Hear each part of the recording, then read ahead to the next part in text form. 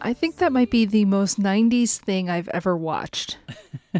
Look, one, the music, and the only song that is used in this thing. I think there's diegetic music, but the only music otherwise that is in this is Lorena McKennitt.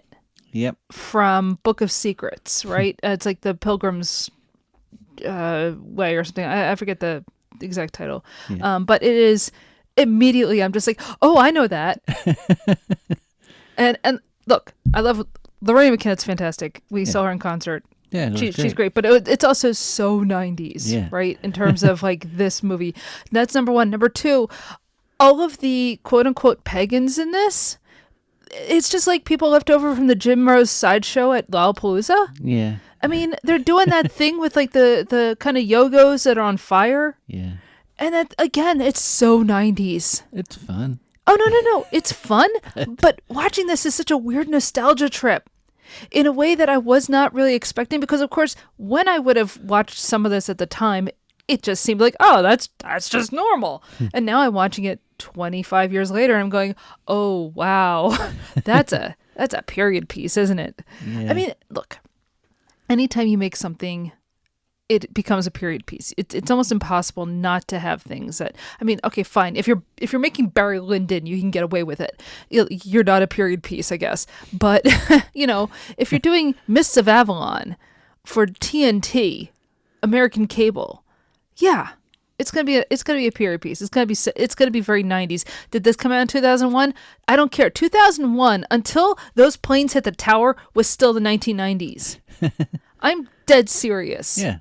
So, yeah, hooray for the 90s, I guess. Like everything about this reminds me of when I was in college, right? From everybody looking like they're in a pre-Raphaelite painting because, I went to college in the especially Joan Allen. Oh, yeah. Oh, man. With the red hair and everything? Yeah. Yeah. It's like, and all the flowing dresses. Yeah. And her and their mother, like, yeah. Every shot is like, okay, make it look like this painting. Well, she's not their mother. Vivian is the sister. Right. No, I remember the redhead mother who was at the spinning wheel. Oh, no. Igraine is Morgaine's mother. Oh, okay. But she is the sister of Vivian and Morgaine. Which, okay. I did get confused. Oh, there. No, I don't blame you because, look, it's totally fine that they play around with exactly who's related to who in terms of stuff like that because depending on what text you're reading, it changes. Mm-hmm. How many sisters does Arthur have? Maybe one, maybe three. What's her name? Maybe it's Morgaine, maybe it's Morgaine, maybe it's Morgause, maybe it's Anna. I mean, whatever.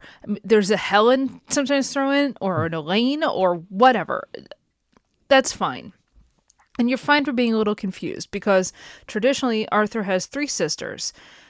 Unless you're watching a different version or you're reading a different book and now all of a sudden he's got 1 sister, so like you're fine being a little confused as to how exactly are people related. Also, because everybody in this goddamn thing is related to the point where it's a little creepy because everybody's cousins. Yeah.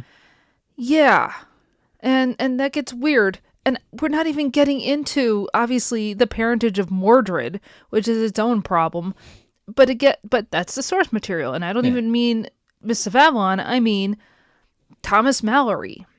Because a lot of what the version of Arthur's story that Marion Zimmer-Bradley is, working with is really just the Thomas Malory version more than anything, right? It's her own spin on it. She makes her own deviations. She borrows from like Welsh literature and stories and whatnot.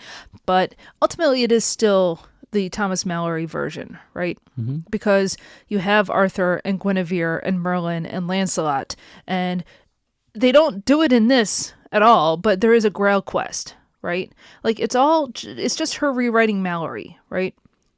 So That's fine. And she puts her own spin on it, and she throws in borrowings from like the Mabinogion and whatnot. Not in a way that if you hadn't read the Mabinogion would make any sense to you, but if you had, you kind of go, oh, she named that character Gwydion. Fine, whatever. Whether that's accurate or not, who cares? But yeah, I mean, it gets all a little conflated and confused, and fine. That's fine.